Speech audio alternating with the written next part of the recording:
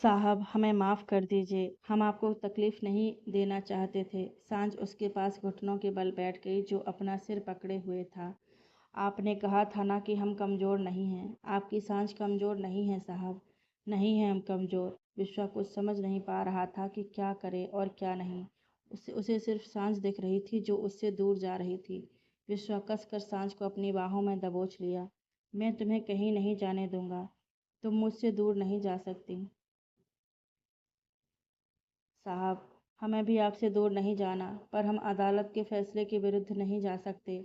समझने की कोशिश कीजिए, सांझ उसे समझाते हुए बोली। सिर्फ 7 सालों की ही तो बात है साहब। 7 साल? तुम्हें तुम्हें यही लगता है सांझ?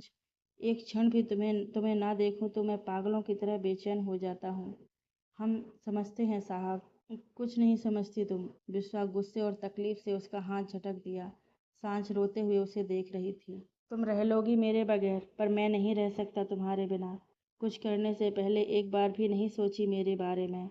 जानता हूँ उन लोगों को मार कर सही किया, पर ऐसे इस तरह से मार कर तुमने मेरे हिस्से तन्हाई लिख दी सांझ। साहब प्लीज़ खुद को संभालिए, अगर आप ऐसे करेंगे तो हम कैसे जा पाएंगे।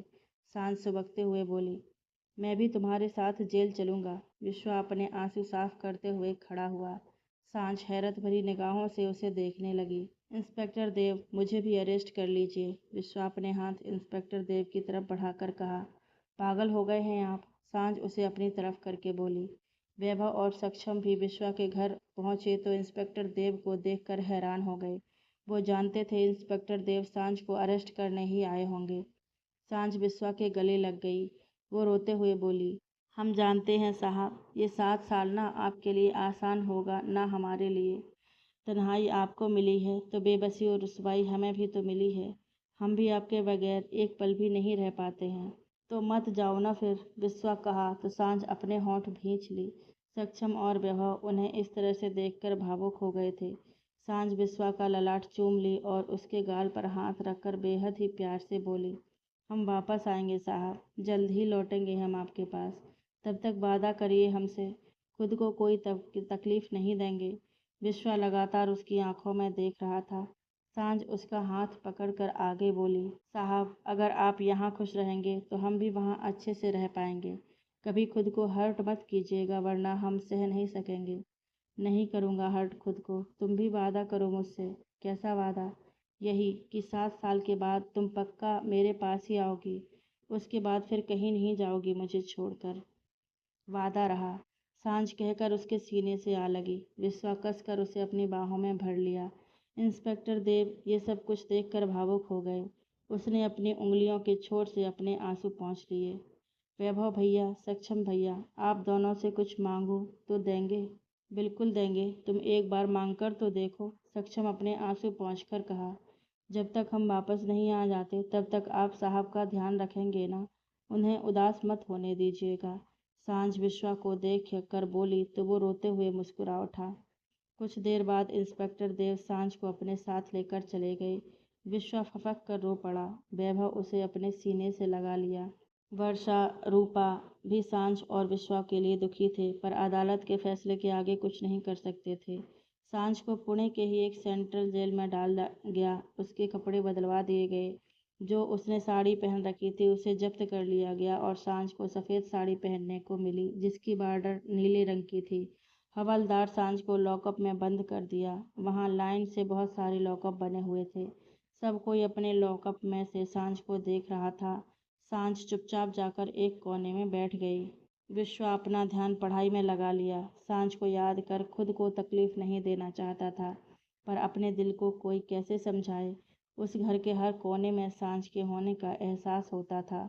सोते वक्त खाली बिस्तर उसे सांझ की याद दिला देता। सुबह सुबह कोई उठाने वाला नहीं था, ना कोई उसे फटकारने वाला था। सांझ की डांट को याद कर कभी कभी वो खिलखिलाकर हंस पड़ता तो कभी वो याद उसे रुला देती। देखते ही देखते सबके एग्ज़ाम भी हो गए।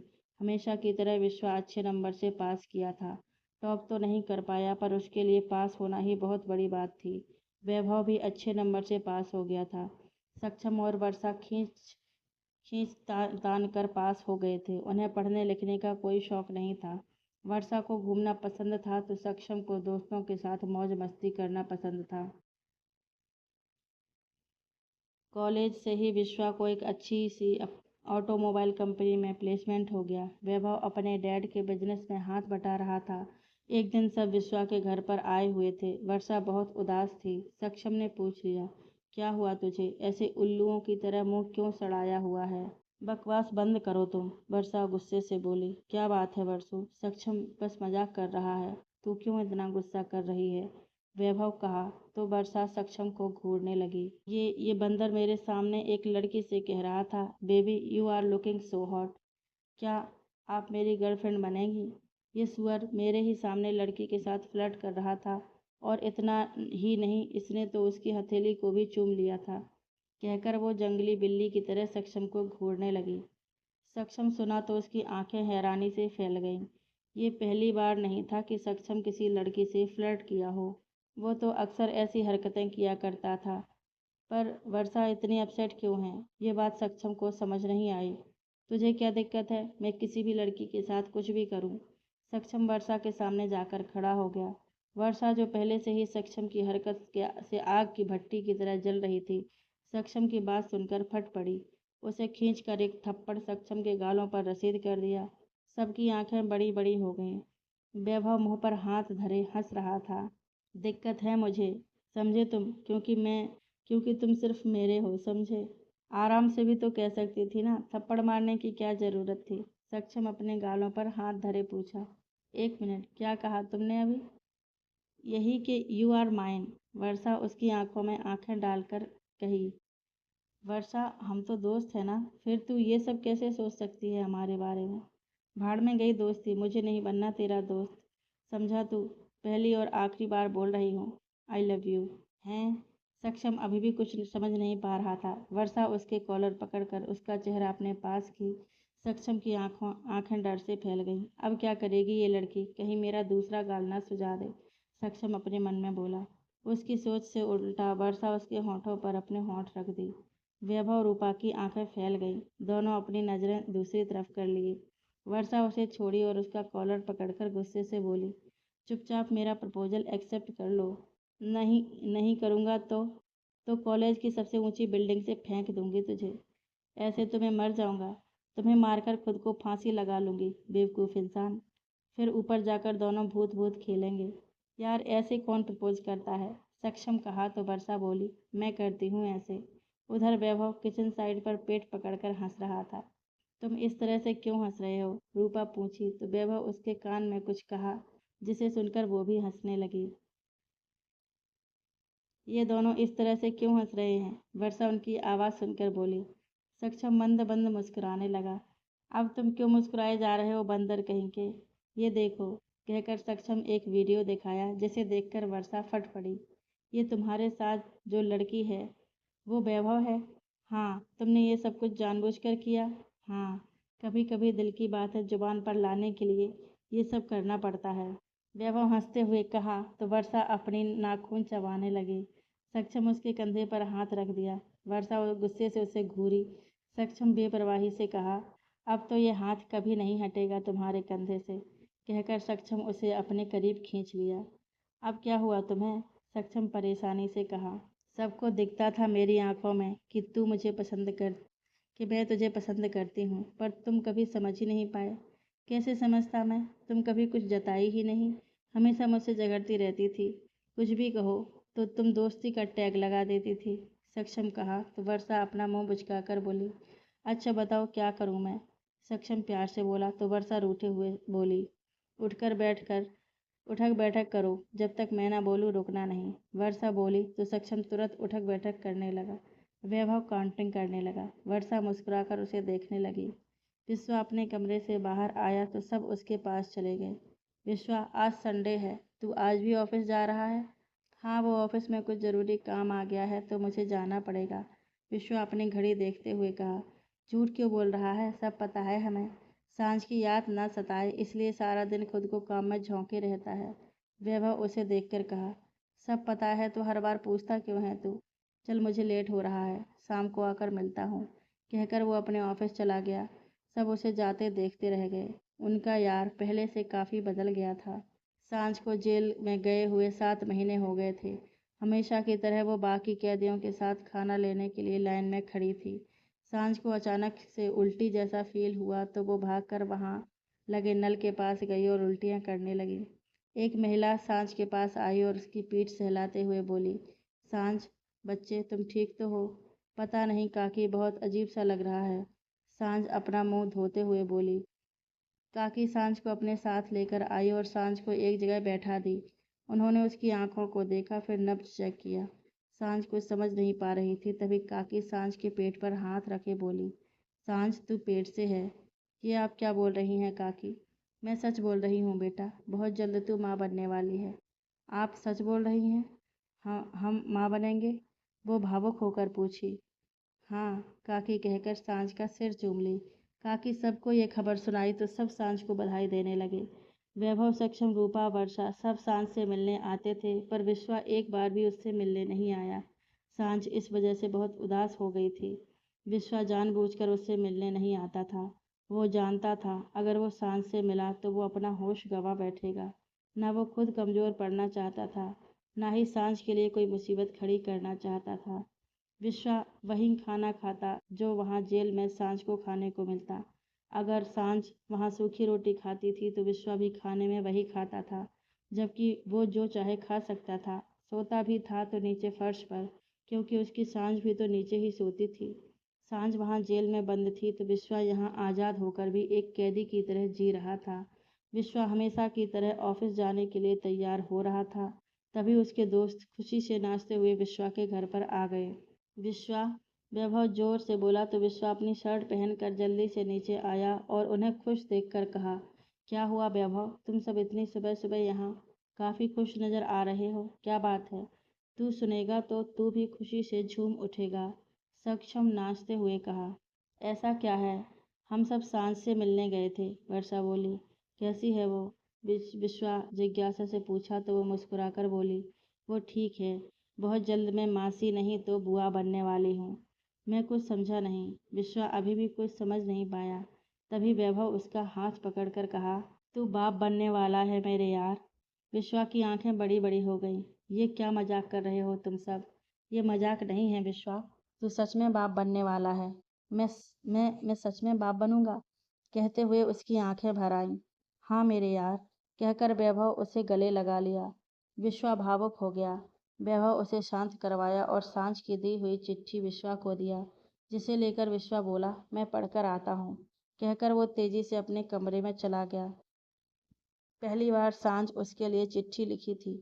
विश्वा बेड पर बैठकर उसकी चिट्ठी पढ़ने लगा।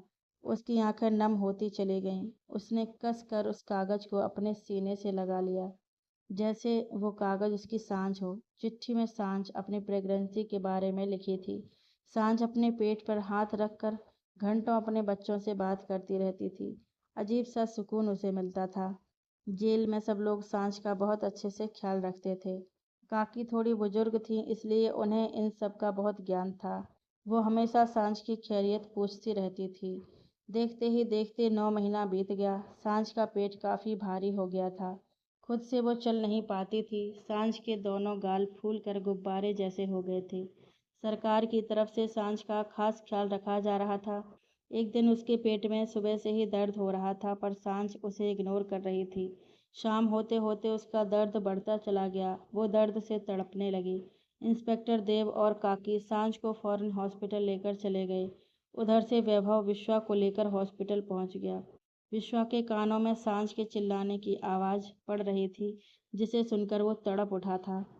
सांझ का इस तरह से दर्द में चिल्लाना विश्वा के सीने में चुभन पैदा कर रहा था। एक चीख के साथ सांझ बेहोश होकर लुढ़क गई। विश्वा को बच्चे के रोने की आवाज़ सुनाई दी तो वो वैभव को गले लगा लिया। नर्स बच्चे को लेकर बाहर आई। वो उसे विश्वा की गोद में थमाते हुए बोली, मुबारक हो, लड़का हुआ है। विश्वा के चेहरे पर दुनिया जहान की खुशियाँ छा गईं। विश्वा अपने बेटे को बहुत ध्यान से देख अपने हाथों में लिया। अजीब से एहसास उसे घेरे हुए थे। आंखें आंसू से भरी हुई थीं। विश्वा एकटक उसे देख रहा था, जो बेफिक्र होकर सो रहा था। उसके छोटे छोटे हाथ, लाल लाल गला विश्वा को लुभा रही थी। उसने उसे अपने सीने से लगा लिया। सुकून से विश्वा ने अपनी आंखें बंद कर लीं। कुछ घंटों बाद सांझ को दूसरे रूम में शिफ्ट कर दिया गया। वो अपने बच्चे को देखने के लिए तड़प रही थी। वैभव बच्चे को लेकर सांझ के पास आया। उसने बच्चे को सांझ की गोद में दे दिया। साहब नहीं आए? सांझ उम्मीद भरे नजरों से वैभव से पूछी।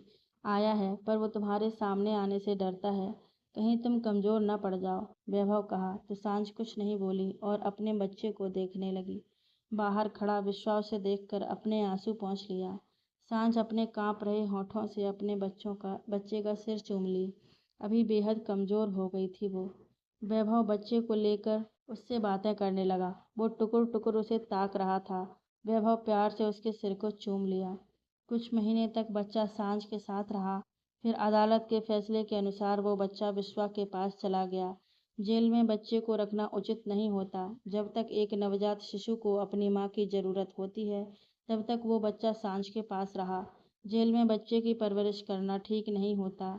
इसका गलत प्रभाव भी बच्चे पर पड़ सकता था। सांझ अपने जिगर के टुकड़े को तड़पते हुए वैभव के हाथों में दे दी। उसका दिल रो रहा था। वो अपने बच्चे को नहीं देना चाहती थी। वैभव उसकी कंडीशन समझता था। उसने वादा किया कि वो उसका बहुत अच्छे से ख्याल रखेगा। एक मामा होने के नाते वो अपने सारे फर्ज निभाएगा। सांझ कुछ नहीं बोली। अपने बच्चे को दूर जाते हुए देखी तो फपक पड़ी। काकी उसे अपने सीने से लगा ली। एक माँ के लिए कितना दर्दनाक होता है अपने कलेजे के टुकड़े को खुद से दूर करना। सक्षम जब बच्चे से मिला तो वो उसके ऊपर वॉशरूम कर दिया। सब उसकी शक्ल देखकर हंस पड़े। क्या बात है सक्षम, लगता है बच्चे को तुम बहुत पसंद आ गए हो, तभी तो वो तुम्हें प्रसाद दे दिया है। बकवास बंद करो तुम, वो खींचते हुए वैभव से कहा।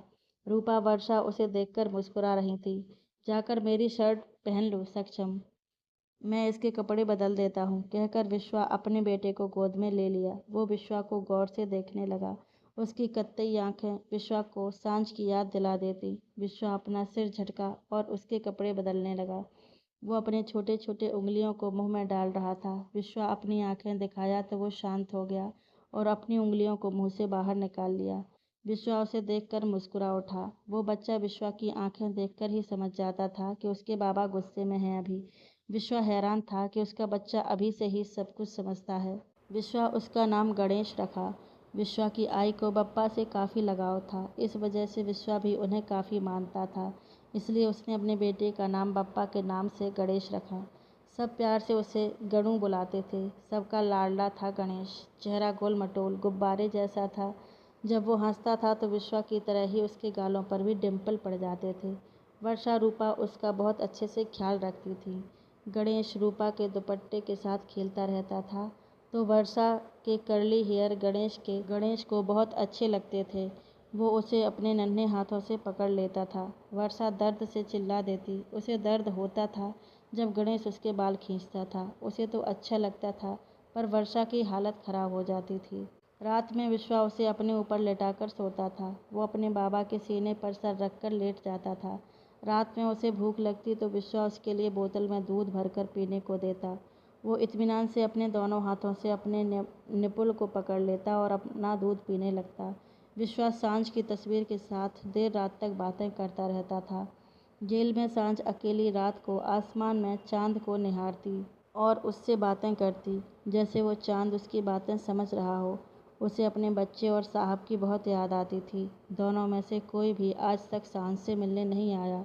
वो बेफिक्र थी अपने बच्चे को लेकर। वो जानती थी विश्वा उसका बेहतर से बेहतर ख्याल रखता होगा, पर फिर भी माँ तो माँ ही होती है। सांझ को अपने बेटे को सीने से लगाना था।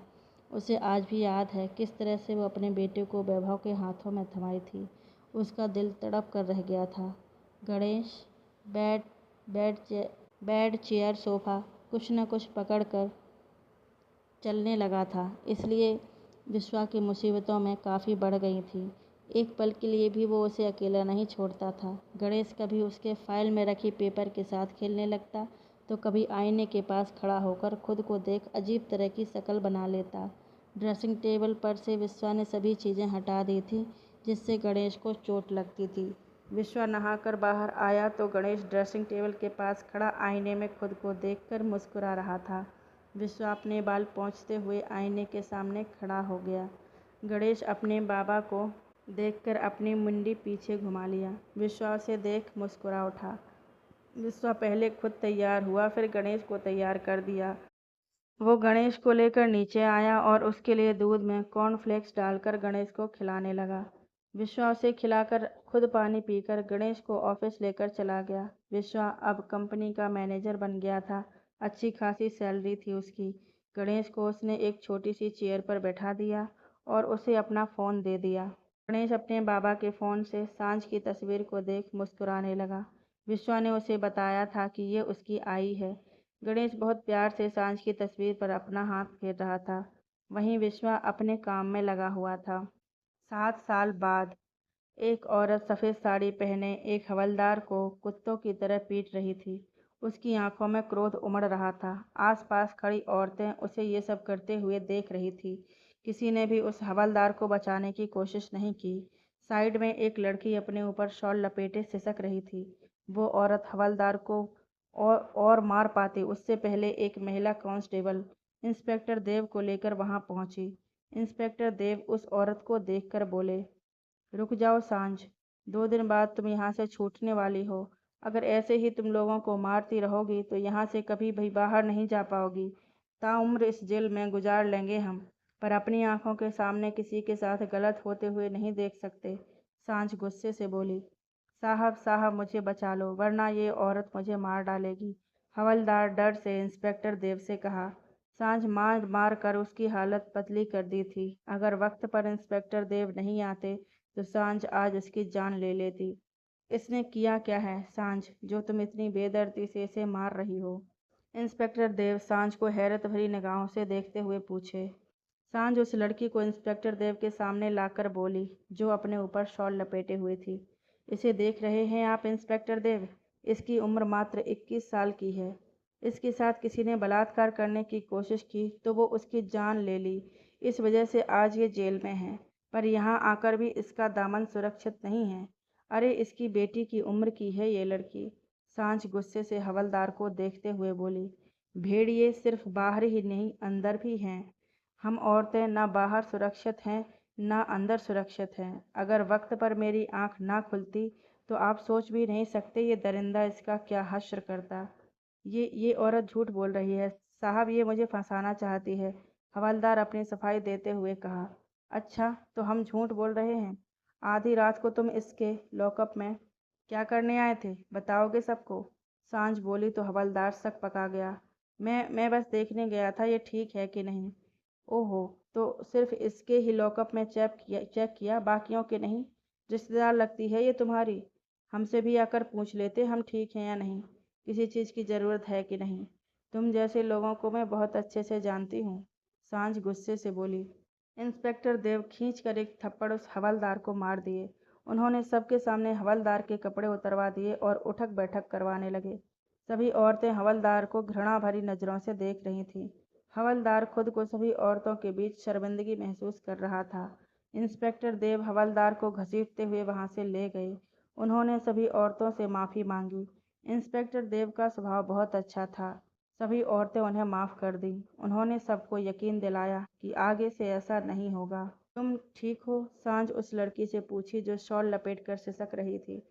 सांझ के ऐसे पूछने पर वो लड़की उससे लिपट गई। सांझ अगर काकी की मदद से अपने लॉकअप का दरवाज़ा ना खुलवाती तो पता नहीं उस लड़की के साथ वो हवलदार क्या क्या सलूक करता। काकी उसी लॉकअप में बंद थी जिसमें वो लड़की थी। उन्होंने लड़की को बचाने की कोशिश की तो हवलदार उन्हें दूर झटक दिया। काकी चालाकी से उसके पेट की जेब से लॉकअप की चाबियां निकाल ली और सामने सांझ के लॉकअप की तरफ बढ़ा दी। सांझ होशियारी से अपना लॉकअप खोल ली और वक्त पर जाकर उस लड़की को बचा ली। ऐसा नहीं है कि सांझ आज पहली बार किसी को इस तरह से मारी हो। पहले भी जेल में ऐसे हादसे हो चुके थे और सबको सांझ बहुत अच्छे से सबक सिखाई थी। किसी की हिम्मत नहीं होती थी कि सांझ के सामने किसी लड़की को छेड़ दे। हवलदार भी सबसे पहले सांझ को बाहर से सोते हुए देखा, तब वो उस लड़की के लॉकअप में गया। पर उसकी किस्मत खराब थी। सांझ को अपने साहब और अपने बच्चे के बगैर नींद कहाँ आती थी। वो तो सिर्फ आंखें मूंदे हुए ऐसे ही लेटी हुई थी। शांत हो जाओ, सब ठीक है, मैं हूं ना, कोई कुछ नहीं कर पाएगा। सांझ बहुत मुश्किल से उस लड़की को संभाली। काकी प्यार से उस लड़की के सिर पर हाथ फेर दी। विश्वा गणेश के को लिए बिस्तर पर बैठा हुआ था। उसने अपना सिर पीछे बेड से लगाया हुआ था। 7 साल का गणेश होने वाला था अब। गणेश उसे गुदगुदी कर हंसाने की कोशिश कर रहा था, पर वो शांति से फाइल पढ़ते हुए अपने बेटे की हरकतें देख रहा था। गणेश कभी उसके पेट पर गुदगुदी करता तो कभी उसके गर्दन पर। बाबा, आप तो हंस ही नहीं रहे हो। आपको गुदगुदी नहीं होती क्या? नहीं, बिल्कुल नहीं होती, वो आराम से कहा। गणेश भी अपने कमर पर हाथ रखकर कहा, तो मुझे भी गुदगुदी नहीं होती। सच्ची? विश्वा बोला और अपनी फाइल को साइड टेबल पर रखकर गणेश को अपनी गोद में ले लिया। विश्वा अपनी दाढ़ी से गणेश के गालों पर रगड़ने लगा। गणेश खिलखिलाकर हंसने लगा। विश्वा अपनी दाढ़ी से गणेश के पेट पर गुदगुदी करने लगा तो वो जोर जोर से हंसने लगा। बाबा बस करो ना, मुझे गुदू गुदू हो रहा है। हाँ हाँ हाँ, बस बस बाबा, तुम तो अभी कह रहे थे कि तुम्हें गुदगुदी नहीं होती। हम विश्वा कहा तो गणेश मासूमियत से अपनी आंखें टिमटिमाते हुए कहा, मैं तो बस मजाक कर रहा था। अच्छा बच्चू, बाबा के साथ मजाक करते हो? विश्वा फिर से उसे गुदगुदी करने लगा। गणेश हंसते हंसते लोटपोट हो गया। विश्वा उसके माथे को चूम लिया। सो जाओ, रात बहुत हो गई है, कहकर विश्वा उसके सिर पर थपकी देने लगा। बाबा, आई कब आएंगी? गणेश के सवाल से विश्वा खामोश हो गया। बताओ ना बाबा, आई कब आएंगी? कब तक उनका मिशन कंप्लीट होगा? गणेश उत्सुक होकर पूछा। जब भी गणेश अपनी आई के बारे में पूछता था तब तब विश्वा यही कहता था कि उसकी आई एक मिशन पर गई हैं। वो बहुत जल्द अपने गणेश के पास आएंगी। बहुत जल्द आपकी आई आएंगी बेटा। झूठ बोलते हैं आप हर बार कहते हैं कि आई आएंगी, पर वो कभी नहीं आई। अब तो मैं इतना बड़ा भी हो गया हूँ, आप हमेशा मुझसे झूठ बोलते आए हो। वो रोने लगा। विश्वा उसके आंसू पहुंचता उससे पहले गणेश वहां से उठकर भाग गया। गणेश, मेरी बात सुनो बेटा। विश्वा उसके पीछे पीछे गया, पर गणेश अपने कमरे में जाकर दरवाजा बंद कर दिया। गणेश, बच्चे देखो, बाबा के साथ ऐसे नहीं करते। मैं कह रहा हूँ ना, आपकी आई जल्द ही वापस आएंगी बेटा। मुझे कुछ नहीं सुनना। आप जाओ यहाँ से। आई मुझसे प्यार ही नहीं करती, इसीलिए मुझे छोड़कर चली गई। ऐसे नहीं कहते गणेश, वो आपसे बहुत प्यार करती हैं, विश्वा उसे मनाते हुए कहा। गणेश अपने छोटे से बिस्तर पर जाकर लेट गया। पास में सांझ की तस्वीर थी, जिसे देखकर गणेश रोने लगा। आई, वापस आ जाओ ना, मैं शरारत नहीं करूँगा, आपकी सारी बातें मानूंगा। प्लीज़ मुझे अपने सीने से लगा लो ना आई। गणेश रोते हुए ये सब कह रहा था। बचपन से सिर्फ सांझ की तस्वीरों को ही देखते आया है, हकीकत में कभी वो सांझ से मिला ही नहीं। बाहर खड़ा विश्वा कमरे के डुप्लीकेट चाबी से कमरे का दरवाजा खोलकर अंदर गया। गणेश सांझ की तस्वीर को लिए बिस्तर पर लेटा रो रहा था। गणेश, विश्वा भावुक होकर कहा तो गणेश अपनी आंखों में मोटे मोटे आंसू लिए उसे देखा। विश्वा उसके पास बैठ गया। गणेश जाकर उसके से लिपट गया। मुझे आई की बहुत याद आती है बाबा, प्लीज़ आई को बोलो ना वो अपने गणेश के पास वापस आ जाए। विश्वा उसे अपनी बाहों में भर लिया और उसका सिर चूम लिया। गणेश, जो अभी विश्वा से नाराज हो गया था, अभी उसकी गोद में सो रहा था। बहुत मुश्किल से विश्वा उसे शांत करा पाया था। विश्वा की आंखें भी भारी हो गई थीं। बिस्तर पर सांझ की तस्वीर पड़ी थी, जिसे विश्वा अपनी सूनी आंखों से निहार रहा था। सांझ जेल में वहां बेचैन हो रही थी। उसका दिल भी अपने बच्चे के लिए रो रहा था। अपने साहब के सीने से लगकर सुकून पाना चाहती थी, जो कि इन 7 सालों में कभी उसे नसीब नहीं हुआ। विश्वा के पास गणेश था, जिससे वो अपने दर्द तकलीफ भूल जाता था, पर सांझ के पास ऐसा कुछ नहीं था। वो तो सिर्फ विश्वा और गणेश को अपने ख्यालों में ही सोचती थी। चेहरा कमजोर हो गया था, आंखें पथरीली हो गई थीं, सही से सोती नहीं थी वो। चांद में ही अपने बच्चे और अपने साहब को तलाशा करती थी। सांझ के लिए ये 2 दिन काटना बहुत मुश्किल हो रहा था, पर जैसे तैसे ये 2 दिन बीत गए। सांझ आज अपनी सजा काट कर यहाँ से निकलने वाली थी। सांझ बहुत खुश थी और दुखी भी थी कि अब वो अपने कैदी साथियों से दूर चली जाएगी। एक अपनापन सा हो गया था उन सब लोगों के साथ। 7 साल वो उन सबके साथ रही थी। सब सांझ को रोते हुए विदा कर रही थी। सांझ सबसे मिली और वहां से इंस्पेक्टर देव के साथ बाहर चली आई।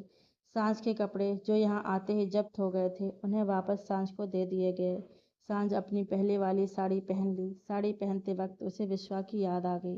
बाबा, जब मैं आई से मिलूंगा तब उन्हें क्या दूंगा?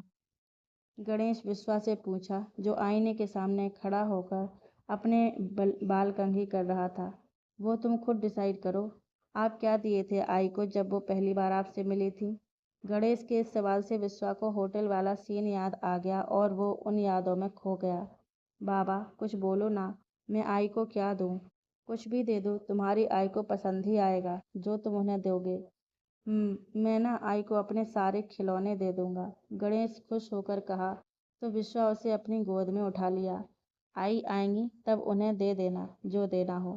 फिलहाल अभी आप स्कूल जाओ। वैभव नीचे खड़ा था। उसके साथ एक 5 साल की बेटी थी जो स्कूल ड्रेस में खड़ी थी। विश्वा को आते हुए देखी तो वो उससे जाकर लिपट गई। विश्वा गणेश को अपनी गोद से उतारा और बच्ची को अपनी गोद में उठा लिया। कैसी है हमारी प्रिंसेस? एकदम बढ़िया चाचू, कहकर वो विश्वा के गाल चूम ली। डैडा को परेशान तो नहीं करती ना? नो चाचू, आपकी प्रिंसेस गुड गर्ल है। बस थोड़ा थोड़ा तंग करती हूँ डैडा को, कहकर वो खुद ही हंस पड़ी। वैभव अपनी बेटी को देखकर मुस्कुरा रहा था। कुछ देर बाद वैभव दोनों बच्चों को लेकर स्कूल छोड़ने चला गया। विश्वा अपनी सांझ को लेने सेंट्रल जेल चला गया। 7 सालों के बाद वो अपनी सांझ का दीदार करेगा। जाने वो कैसी होगी। विश्वा अपनी गाड़ी लिए बाहर खड़ा था। सांझ जेल के लीगल कामों को कर रही थी। कुछ पेपर पर साइन वगैरह करने होते हैं। सब काम होने के बाद सांझ जेल से बाहर निकल गई। एक तरफ विश्वा खड़ा था, अपनी पैंट की जेब में हाथ डाले। विश्वा हमेशा से सांझ की ताकत बनना चाहता था, इसलिए कभी वो सांझ से मिलने जेल नहीं गया। वो जानता था उसे देखते ही सांझ कमज़ोर पड़ जाएगी और वो खुद को भी काबू नहीं कर पाएगा। सांझ इधर उधर अपनी आंखों से देख रही थी कि उसके लिए हर चीज़ नई लग रही थी। बाहर की ताज़ी हवा कितने सालों के बाद वो खा रही थी। उसकी नज़र विश्वा पर गई तो वो पुतले की तरह खड़ी उसे निहारने लगी। कितने साल, कितने महीने, कितने दिन वो ये चेहरा नहीं देखी। पहले से विश्वा काफ़ी बदल गया था। सांझ बस उसे दूर से ही निहारे जा रही थी। विश्वा उसे देखा तो देखता ही रह गया। कुछ भी तो नहीं बदला था उसमें, बस चेहरे पर झुर्रियाँ आ गई थी। चेहरा पहले की तरह चमकता नहीं था, होंठ सूख गए थे। दुबली पतली तो पहले थी वो। सांझ भारी कदमों से उसकी तरफ बढ़ रही थी। हर बढ़ते कदम के साथ उसका दिल शोर कर रहा था। विश्वा भी उसकी तरफ बढ़ चला। दोनों आमने सामने खड़े हो गए। तुम कितनी बदल गई हो सांझ। आप भी कितने बदल गए हैं साहब। ये इतनी बड़ी बड़ी दाढ़ी क्यों रखने लगे हैं आप? पता है, एकदम जंगली जानवर लग रहे हैं। एक बार और कहो ना। क्या? साहब। सुनने के लिए मेरे कान तरस गए हैं। साहब साहब साहब साहब साहब। सांझ बोली तो विश्वा खींच कर उसे अपने सीने से लगा लिया। दोनों सड़क किनारे एक दूसरे को गले लगाए हुए थे। 7 सालों की ये तड़प आज जाकर मिटी थी। आते जाते लोग उन्हें देख रहे थे। सांझ विश्वा से अलग हुई और उसके सीने पर मुक्का मारने लगी। आपको हमारी याद कभी नहीं आई ना? आप हमसे इश्क नहीं करते अब। हम पहले की तरह नहीं दिखते ना अब। हमारे चेहरे पर झुर्रियाँ जो आ गई हैं, ऐसा सोचना भी नहीं। तुम 80 साल की भी हो जाओगे ना, तब भी ये विश्वा अपनी सांझ को टूट कर चाहेगा। विश्वा कहा तो सांझ उसके सीने में सिमट गई। विश्वा सांझ को लेकर वहां से निकल गया। विश्वा उसे गणेश के बारे में बता रहा था, जिसे सुनकर सांझ की आंखों में आंसू के साथ होंठों पर मुस्कुराहट भी बनी हुई थी। वो अपने बच्चे से मिलने के लिए बेचैन हो रही थी। पता नहीं उसका गणेश कैसा दिखता होगा। गोद में ही था जब वो उसे वैभव के हाथों में दे दी थी। अब तो वो उछलने कूदने लगा था। शाम को गणेश वैभव के साथ अपने घर आया। स्कूल से डायरेक्ट वो वैभव के घर चला गया था, जहाँ रूपा के साथ वो खूब मस्ती किया। वैभव की बेटी पारुल, जिसे वो प्यार से पारू कहकर बुलाता था, उसके साथ भी वो खूब मस्ती किया। बाबा बाबा, गणेश घर में घुसते ही विश्वा को पुकारने लगा। किचन में खड़ी सांझ अपने बेटे की आवाज़ सुनकर रो पड़ी। पास खड़ा विश्वा उसके आंसू साफ कर दिया। साहब, हमारा बच्चा, हमारा गणेश, वो जाओ, बहुत इंतज़ार किया है मेरे बेटे ने अपनी आई का। विश्वा कहा तो सांझ हिम्मत करके बाहर आई। विश्वा भी उसके पीछे ही खड़ा था। गणेश, वो भावुक होकर बोली तो गणेश उसे देखकर कसकर चीखा। आई, बाबा, ये मेरी आई है ना? हाँ, मैंने कहा था ना तुम्हारी आई जल्द तुम्हारे पास आएंगे। देखो आ गई ना। विश्वा कहा तो गणेश एकटक सांझ को देखने लगा। वैभव भी सांझ को देखकर खुश हो गया था। सांझ घुटने के बल बैठ गई। वो रोते हुए गणेश को अपने पास आने का इशारा की तो वो भागता हुआ सांझ के पास चला गया। लेकिन उसके कदम रुक गए। वो पीछे होने लगा। सांझ कुछ समझ नहीं पाई। वैभव विश्वा भी गणेश को हैरानी से देख रहे थे। गणेश अपने कमरे में भागकर गया और रस्सी लेकर नीचे आया। कोई कुछ समझ पाता उससे पहले गणेश जाकर सांझ के हाथ बांधने लगा। सांझ प्यार से उसे निहार रही थी। अब आप कहीं भाग नहीं पाएंगी। उसकी बात सुनकर सबके होठों पर मुस्कान फैल गई। पर मेरे पैर तो खुले हैं, मैं तो अभी भी भाग जाऊंगी। सांझ अपने लाडले को देखकर बोली। पर रस्सी तो खत्म हो गई, क्या करूं? कुछ सोचकर गणेश अपने गले से टाई निकालकर सांझ के पैरों को उससे बांध दिया, पर वो सही से बंधा नहीं। बाबा, आप अपना फ़ोन दो ना। विश्वा तुरंत उसे अपना फ़ोन दे दिया। गणेश फ़ोन की रिकॉर्डिंग ऑन करके सांझ से कहा, आपकी रस्सी तभी खुलेगी जब आप मेरी बात मानोगे। सांझ रोते हुए अपना सिर हिला दी। बोलो, आप अब अपने गणेश को छोड़कर कहीं नहीं जाएंगी। मैं अपने गणेश को छोड़कर कहीं नहीं जाऊंगी। हमेशा उसके साथ रहूंगी। सांझ रोते हुए बोली। देखना, मैं ये वीडियो वायरल कर दूंगा अगर आप मुझे छोड़कर गई तो। कहीं नहीं जाऊंगी तुम्हें छोड़कर। अब तो मेरी रस्सी खोल दो। सांझ बोली तो गणेश फट से उसकी रस्सी खोल दिया। सांझ कस कर गणेश को अपने कलेजे के टुकड़े को अपने सीने से लगा ली। गणेश भी अपनी आई को पकड़कर रोने लगा। वैभव विश्वा उन्हें देखकर मुस्कुरा भी रहे थे और उनकी आंखें नम भी थीं। सांझ पागलों की तरह गणेश के चेहरे को चूम रही थी, जैसे वो 7 सालों की ममता एक ही दिन में गणेश के ऊपर बरसा देगी। गणेश अपनी आई का प्यार देखकर खुश हो गया था। वो बहुत खुश था। आखिरकार उसकी आई उसके पास वापस जो आ गई थी। कुछ दिन बाद, ये भगवान, मैंने इतने सारे मोदक बनाकर प्लेट में यहाँ रखे थे, सब इतनी जल्दी ख़त्म कैसे हो गए? सांझ किचन में आते हुए बोली। उसने बप्पा के भोग के लिए मोदक बनाकर वहीं किचन की स्लैब पर रख दिए थे। वापस आई तो सारे मोदक खत्म हो गए थे। एक दो ही बचे थे। आई, वो मोदक मैंने खा लिए। गणेश अपने पेट पर हाथ फेर कर कहा और डकार मार ली। गणू, मैंने मना किया था ना तुम्हें, तुम मोदक को हाथ भी नहीं लगाओगे। अब मैं बप्पा को क्या भोग लगाऊंगी? सांझ उसका कान खींचते हुए बोली। आई, आई दुख रहा है। गणेश कहा तो सांझ उसे तुरंत ही उसका कान छोड़ दी। आई, आप ही तो कहती हैं ना कि मैं बप्पा की तरह हूँ, तो फिर मोदक मैं खाऊं या बप्पा, क्या फ़र्क पड़ता है? क्या बातें हो रही हैं माँ बेटे के बीच में? विश्वा किचन में आकर बोला। कुछ नहीं बाबा, वो आई कह रही थी कि आजकल आप उनसे प्यार नहीं करते। आपकी शिकायत कर रही थी आई। बदमाश, सांझ उसे मारने को हुई उससे पहले गणेश बाहर भाग गया। तो बेटे से मेरी शिकायत की जा रही थी। ऐसा कुछ नहीं है साहब, वो ऐसे ही बोल दिया। सांझ उसे देखकर बोली। पर मुझे तो तुम्हारी शिकायत दूर करनी पड़ेगी ना। कहकर वो सांझ के कमर में हाथ डालकर उसे अपनी तरफ खींच लिया।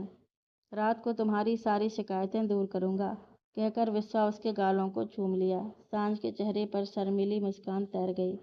साहब, आप बप्पा की मूर्ति ले आए? सब लोग कब तक आएंगे?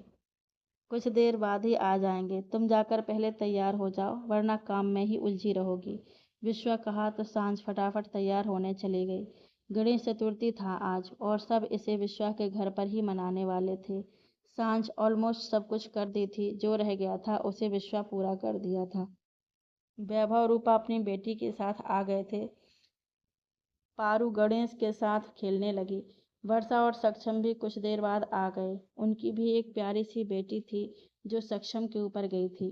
वो दोनों 6 साल पहले ही शादी कर चुके थे, पर वर्षा की प्रेगनेंसी में बहुत कॉम्प्लिकेशंस था, इसलिए उसे बेबी बहुत टाइम बाद हुआ। वर्षा को लगता था कि शायद वो कभी माँ बन ही नहीं पाएगी, मगर ईश्वर की जब मर्जी होती है तभी वो कुछ देते हैं। 1 साल पहले वो वर्षा की गोद में एक नन्ही सी परी को दे दिए, जो उनके घर को खुशियों से भर दी। गणेश और पारुल दोनों अपनी छोटी बहन के साथ खेलने लगे। वर्षा रूपा के साथ चली गई। वैभव, सक्षम, विश्वा तीनों आपस में बातें कर रहे थे। कुछ देर बाद सांझ तैयार होकर नीचे आ गई। पीले रंग की साड़ी जिसकी बॉर्डर हरे रंग की थी, पहने वो बहुत बेहद खूबसूरत लग रही थी। कितने सालों बाद वो आज श्रृंगार की थी। मांग में सिंदूर, गले में मंगलसूत्र, हाथों में हरी हरी चूड़ियां, पैरों में पायल और बिछिया, नाक में मराठी नथनी पहनी हुई थी। विश्वास तो उसे देखकर मंत्रमुग्ध हो गया। उसका मुंह खुला हुआ था। वैभव उसका मुंह बंद करते हुए कहा, अबे मुंह बंद तो कर, तेरी ही है वो। वैभव कहा तो विश्वास झेंप गया। सांझ सबसे मुस्कुराकर मिली। सक्षम वर्षा के रिश्ते के बारे में तो वो पहले से ही जानती थी। वैभव उसे खुद सब कुछ बता दिया था। कैसे वो सक्षम के लिए उसकी गर्लफ्रेंड बनने का नाटक किया, कैसे वर्षा सक्षम को किसी और के साथ देखकर जली, कैसे उसने अपने दिल की बात सक्षम को बताई। वैभव सब कुछ उसे बताया। सांझ जब ये सुनी तब वो उसे वैभव से ऐसी उम्मीद नहीं थी, पर वो कहते हैं ना, दोस्तों के लिए तो जान भी हाजिर कुर्बान है। ये गर्लफ्रेंड बनना तो बहुत छोटी सी बात थी। सांझ और विश्वा दोनों साथ में मिलकर बप्पा की पूजा किए। हमेशा की तरह सांझ अपने सिर पर पल्लू रखे पहले बप्पा को प्रणाम की, फिर विश्वा के पैरों को छू ली। विश्वा मुस्कुराकर उसके सिर पर हाथ रख दिया। वो जानता था दुनिया इधर की उधर हो जाए, पर उसकी सांझ कभी नहीं बदल सकती। गणेश भी बप्पा को प्रणाम किया, फिर अपने छोटे छोटे हाथों से अपने आई बाबा के पैरों को छू लिया। दोनों ने मुस्कुराकर उसके सिर पर हाथ फेर दिया। सब लोग साथ में बैठकर एक दूसरे से बातें कर रहे थे। गणेश पारुल के साथ अपने कमरे में खेल रहा था। विश्वास सांझ के आने से मुस्कुराने लगा था, वरना पहले तो वो मुस्कुराता भी नहीं था। सांझ की गोद में वर्षा की बेटी थी, जिससे सांझ खेल रही थी। वो बार बार सांझ की नथनी को छू रही थी। सांझ उसकी हरकत पर मुस्कुरा रही थी। विश्वा अपनी सांझ को देखकर मुस्कुरा रहा था। रात को सांझ अपना सारा काम खत्म करके अपने कमरे में सोने चली गई। विश्वा उसी का इंतजार कर रहा था। गणेश खा पीकर बहुत पहले ही अपने कमरे में सो गया था। सांझ के आते ही विश्वा उसे पीछे से बाहों में भर लिया। साहब आप भी ना, कभी कभी डरा देते हैं हमें। सांझ बोली तो विश्वा मुस्कुरा उठा। वो विश्वा के अचानक गले लगाने से थोड़ा सा डर गई थी। विश्वा सांझ को अपनी तरफ घुमा लिया। सांझ उसकी आंखों में देखने लगी। चलो तुम्हारी शिकायत दूर करते हैं, कहकर विश्वा उसे अपनी बाहों में उठा लिया। सांझ मुस्कुरा कर उसके गले में अपनी बाहें डाल दी। दोनों बेचैनी से एक दूसरे को देख रहे थे। विश्वास के होंठों की तरफ बढ़ने लगा। सांझ अपनी आंखें मूंद ली। तभी गणेश कमरे में आ धमका। दोनों बुलेट ट्रेन की स्पीड की तरह एक दूसरे से अलग हो गए। गणेश सीधा सांझ के पास चला गया। क्या हुआ मेरे गणु को, वो प्यार से पूछी। आई, मुझे नींद नहीं आ रही। आप कोई अच्छी सी स्टोरी सुनाओ ना। तो मेरे गणु को स्टोरी सुननी है। हाँ गणेश जी की कहानी सुनोगे। हाँ, गणेश जोर से हाँ बोला तो सांझ उसे गणेश जी की कहानी सुनाने लगी। पास बैठा विश्वा मुंह फुलाए सांझ को देख रहा था। सांझ उसे रिक्वेस्ट भरी नजरों से देख रही थी। कुछ देर बाद जब गणेश ने अपनी आंखें मूंद लीं, तब विश्वा फिर से सांझ के होठों की तरफ बढ़ गया, पर उसकी नज़र गणेश पर चली गई, जो आंखें खोले विश्वा को देख रहा था। वो मैं बस तकिया ले रहा था, कहकर वो सांझ के पास रखा तकिया उठा लिया और मुंह बनाते हुए वहीं लेट गया। उसकी शक्ल देखकर सांझ को खूब हंसी आ रही थी। कुछ देर बाद गणेश सच में सो गया तो सांझ उसे अच्छे से सुलाकर विश्वा की तरफ आ गई। साहब, सांझ उसके कान में बोली तो वो अपनी आंखें खोलकर अपने सामने सांझ को देखा, फिर पीछे घूमकर गणेश को देखा जो सुकून से सो रहा था। विश्वा आओ देखा ना ताओ सांझ को अपने ऊपर खींच लिया। दोनों इश्क की कश्ती में डूबते चले गए। कुछ दिन बाद सांझ को महाराष्ट्र के चीफ मिनिस्टर उसकी पॉपुलैरिटी को देखते हुए उसे इलेक्शन में खड़े होने के लिए बोले। सांझ विश्वा से पूछी कि उसे ये इलेक्शन में खड़ा होना चाहिए या नहीं। पुणे की जनता चाहती थी कि सांझ इलेक्शन में खड़ी हो। विश्वा सब कुछ सांझ की मर्जी पर छोड़ दिया। सांझ इलेक्शन में खड़ी हुई और जीत भी गई। पुणे की औरतें सांझ को ही वोट दी थी। सांझ पुणे के इलाके की विधायक बन चुकी थी, पर उसे घमंड जरा भी नहीं था। वो सबकी बातें सुनती थी और सभी की मदद किया करती थी। अम्मा जी की तरह जो लोग कोठे पर लड़कियों को से धंधा करवाते थे, सांझ उन सबको गिरफ्तार करवा दी। सांझ के काम से सब बेहद खुश थे। लड़कियां अब देर रात तक सड़कों पर घूमने लगी थीं। सांझ के डर से कोई छिछोरे किसी भी लड़की को छेड़ते नहीं थे। सांझ उन्हें बड़ी बड़ी कड़ी से कड़ी सजा देती थी। सांझ के कहने पर वहाँ की पुलिस भी तुरंत ही एक्शन में आ जाती, वरना कब सांझ का दिमाग घूमा और उनका ट्रांसफ़र लेटर निकला, उनके हाथ में थमा दिया जाता था। सांझ पुणे शहर के साथ साथ अपने परिवार को भी संभाल लेती थी। एक औरत ही है जो घर के साथ साथ बाहर के काम भी संभाल लेती है। एक औरत ही है जो घर में बेलन चलाकर अपने परिवार का पालन करती है तो उन्हीं हाथों से कलम चलाकर समाज का कल्याण भी करती है। ये कहानी यहीं समाप्त होती है। विश्वास सांझ के इश्क का ये सफ़र यहीं समाप्त होता है। उम्मीद करती हूँ आपको ये सफ़र अच्छा लगा होगा। कहानी पसंद आई हो तो वीडियो को लाइक करें, चैनल पर नए हों तो चैनल को सब्सक्राइब करें। धन्यवाद।